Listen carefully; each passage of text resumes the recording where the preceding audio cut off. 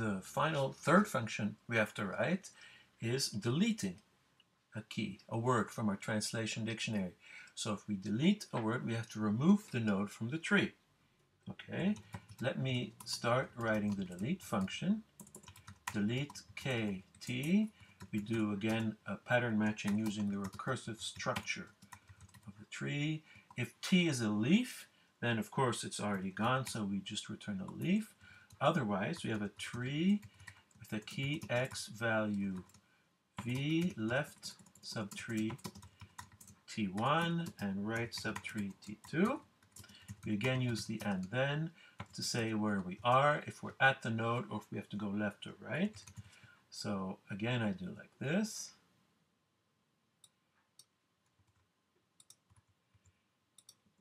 So x equal k, x less than k, x greater than k.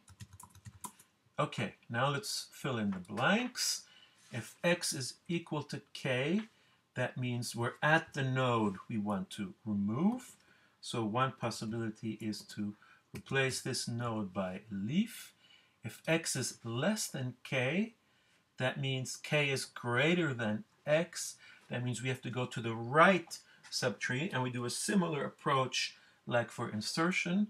We have to build a new tree with the node deleted that is not there anymore. So we return tree, key x, value v, and we're going to the right. So the leftmost tree is the same, and the right tree has the recursive call to delete. There we go. And the final case, I forgot a parenthesis, there we go.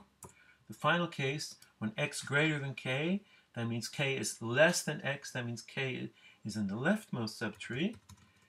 So we go to the left, the node here stays the same, the left one is deleted, okay, kt1, and the right one stays the same, okay? So here's our function delete. So what do you think about this function? Is it correct? Think about it for a few seconds. Actually, this function is wrong. And in fact, delete is much harder to do than either insert or lookup. What's the problem? Well, assuming that x is equal to k, assume here we have a big tree and k is equal to x. We have to remove the root node here, but we don't want to remove t1 and t2, but if we replace by leaf, that's exactly what we're doing. So this solution is wrong. So what we have to do in this case, in the first case when x is equal to k, is remove the root node, but somehow keep the nodes in t1 and t2, and somehow put another node in the place of the root node. We have to keep the structure of an ordered binary tree. So here, bringing in the diagram, let me explain the situation. So here we have a tree, okay, with nodes a and x, subtrees, and so on, assuming that we want to remove x. So x disappears. Well, the resulting tree here, it's not an ordered binary tree. There's nothing there. So, in fact, we have to repair the tree after the x disappears. So how do we do that? Well, let's take a look at one case. Let's say when one of the subtrees is empty. Here we have no right subtree or no left subtree. In this case, it's pretty easy. If we delete x, we just replace this whole tree by the left subtree. And in the other case, when we delete x, we replace this whole tree by the right subtree, and we're done. But that's the easy case. What about the hard case? What about the case when both subtrees are not empty? Well, here we have that case, x with two subtrees. Let's say we remove x now. The node here in the root is empty. We still have the two subtrees. We have to somehow repair it. Here we have a hole. We have to put a node there. But which node do we put? Well, the node that we put there has to have a key greater than all the keys of the left subtree and less than all the keys of the right subtree. So what we could do is we could take the smallest element in the right subtree, let's call it y, and put it there. And the new right subtree then is the same as the old one without that smallest element. That's one thing we could do. If you think a little bit, you can see that there's another dual solution, but I'm not going to talk about the other solution. I'm going to do this one. I'm going to remove the smallest element from the rightmost subtree. Okay, let's do that. So here we go. This is the case that was giving us problems. The case when x and k are the same. Well, let's say we have a new function called remove smallest that does exactly what we want. It takes a tree and it returns a new tree, this one, for example, with without the smallest element, and it also returns the smallest element. So it returns a new subtree without the smallest element, and it returns the smallest element, the key and the value, as a triple. Okay, so remove smallest here of T2. We're going to remove the smallest element from the right subtree, and we return here. So TP here is the new right subtree without the smallest element, and YPXP is the smallest element. So then we can build this new tree in boldface here, which has Y as its node, a root node here, and which has T1 as a left subtree and TP as the right subtree. And it's done. There's also the case when T2 is empty. We can handle also that case by saying that remove smallest just returns none. There's no smallest element if T2 is a leaf, empty tree. And that's it. If we have this function, this magic function, remove smallest, we can solve the problem. Now, a small, minor detail remains to solve. We have to define remove smallest. Okay, here's the definition of remove smallest.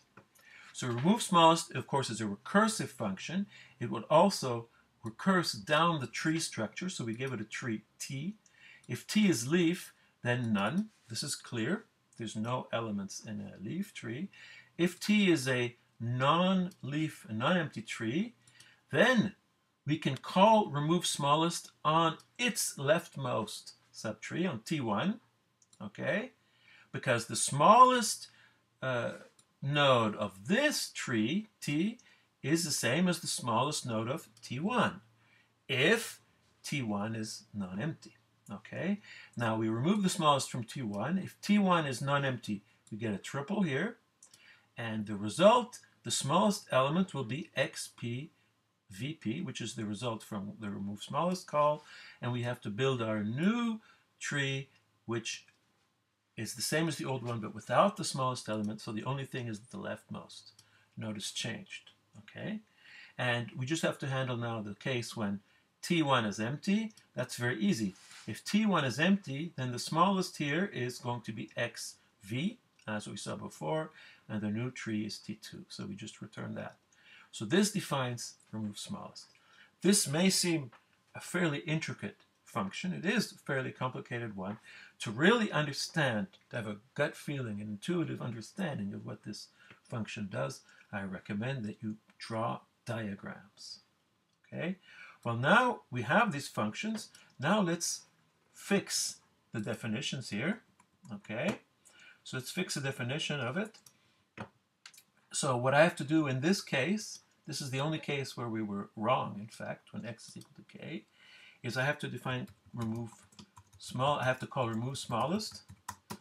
Remove smallest T2 of none, then if T2 is empty, then I am going to remove XV. If T2 is empty, the result is going to be T1. Otherwise, I return this triple TP YP VP, and I have to return a new tree here whose key is YP value VP. This is the Y that we put in the hole. The left subtree is the same as before, and the right subtree is TP. Okay, that seems to be it. Okay, all we have to do now is define remove smallest. Let me do that here. smooth smallest t, case t of leaf, then none. That's clear. Otherwise, I have a tree here. Key x value v, a left subtree t1, right subtree t2. Okay, and now I have to get the smallest element of this tree. So I call remove smallest on t1 because that's the possible thing that might give a different result. If t1 is empty, this returns none. I then get triple of, if t1 is empty, the smallest is xv, the new tree is t2, like this. Otherwise, I have a triple here that I've returned.